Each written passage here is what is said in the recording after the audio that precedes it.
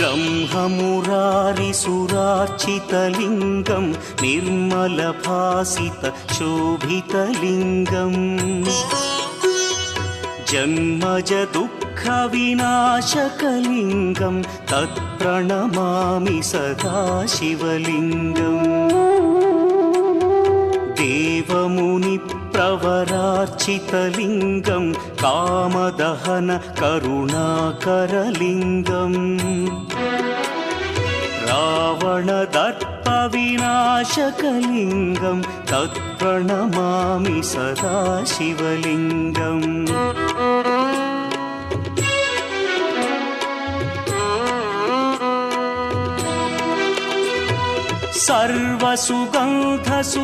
सर्वसुगन्धसुलेपितलिङ्गं बुद्धिविवर्धनकारणलिङ्गं सिद्धसुरासुर